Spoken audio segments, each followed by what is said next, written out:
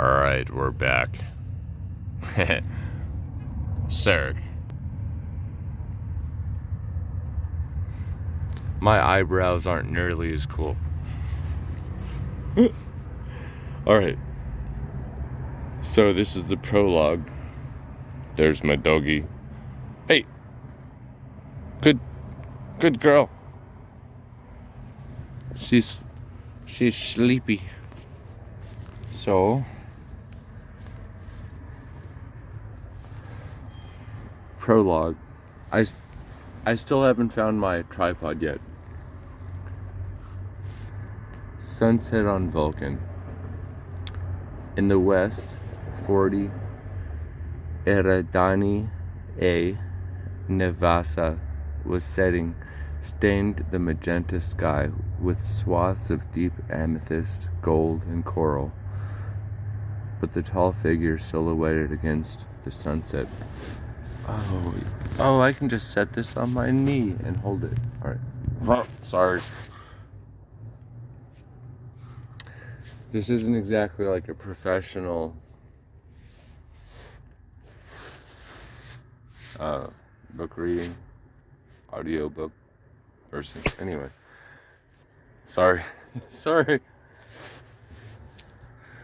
But the tall figure silhouetted against the sunset was blind to the glory behind him.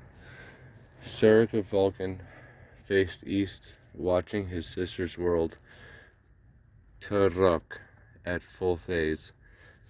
The giant planet orbited a mere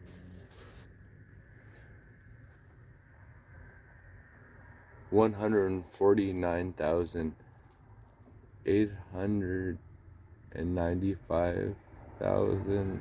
I'm so bad with numbers. 149,895.3579 Federation Standard Kilometers from her companion world, and filled 30 degrees of sky. So I got flaws. Like, I haven't done math since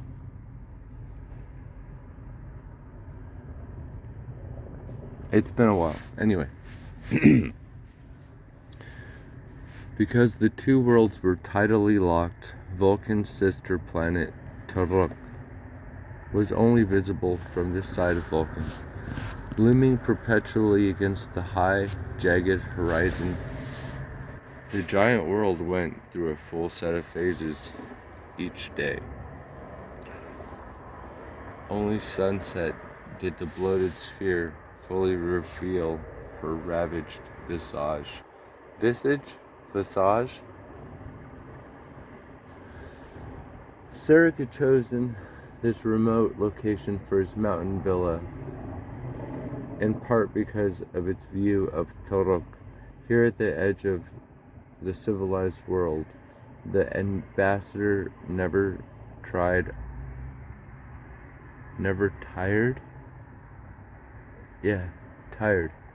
of watching Sarak poised atop the forge, an inhospitable continent-sized plateau 7 kilometers higher than the rest of the planet. Few indeed were the individuals who saw the sister world's whole face on a regular basis. I'm going to speed through this a little bit more. Hopefully I get a better flow. Only the ancient retreat and shrine of Gol lay farther east than Sarak's villa. A villa sounds so nice to me. Alright.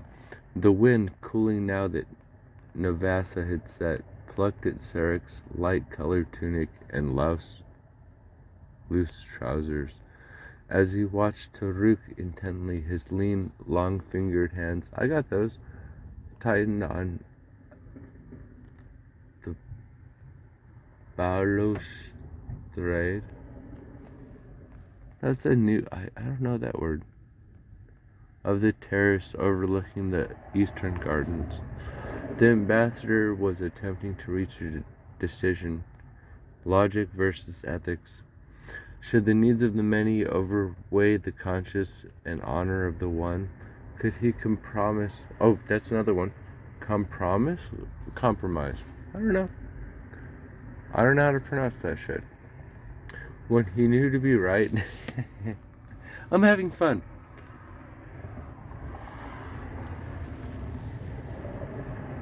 Gotta do something with my time, right? Compromise what he knew to be right in order to accomplish what was necessary. Yeah, alright. Well, good question.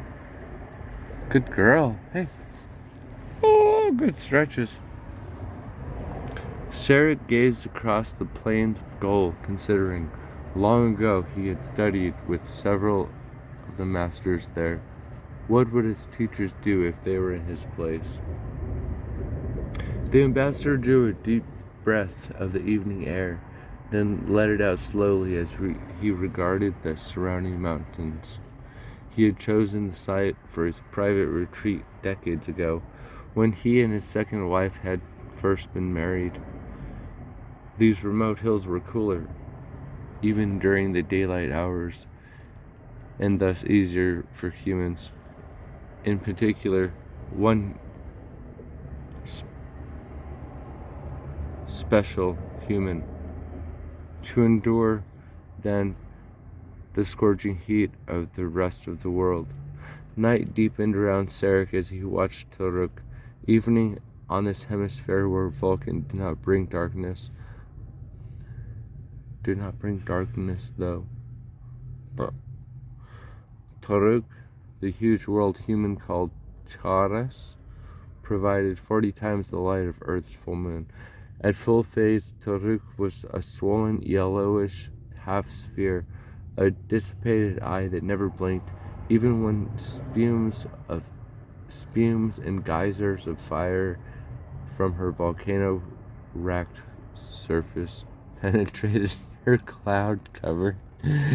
Sarak noted absently that a new volcano had erupted since yesterday.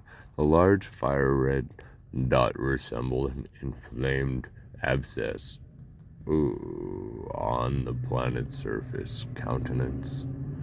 Toruk was only one of the Watcher's names. Her name varied according to the name of the Vulcan year. More than twice as large as Vulcan, the Toruk boasted a moon of her own in a low, fast-moving orbit. Tonight, Tarukamai, literally Eye of the Watcher, was visible as a dark reddish sphere, almost in the center of the planet, a pupil of a giant eye. The little worldlet, slightly larger than Earth's moon, orbited Watcher so quickly that its motion was almost perceptible to the naked eye. Sarak watched the Watcher, and she started back at him balefully. It was his habit to stand here and watch the Watcher whenever he faced a difficult decision, and the one he faced was now proving to be one of the most difficult choices of his career. Logic change ran through his mind, presenting pros and cons relentlessly over and over. Should he act? The action he was contemplating went against all the rules of diplomacy and interstellar law. How could he abandon those rules? He who had devoted his life to upholding the tenets of civilized society. But if he did not act, did not gain proof of the insidious threat that faced the Federation, millions of innocent lives could well be lost. Perhaps billions. Sarak's mouth tightened. Proving his theory would require that he break the law.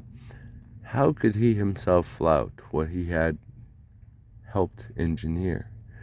And yet, this was definitely a case where the needs of the many must be considered. Would he risk impending threat of war? Sarak stared fixedly at the Watcher as he thought. Somewhere in the distance, Langar Alankargar called. The ambassador turned his head, catching the wheeling shape of the night flyer as it swooped after prey on the slopes below. Glancing over his shoulder, Sarak noted absently that the garish colors of sunset were muted now. In a few minutes, they would be entirely gone. The Tarok, though no longer full, would rule the night. The breeze touched him again, chilled against his cheek. By midnight it would be cool, even by human standards. Even though the ambassador's aquiline features were composed as usual, his mind would not be still.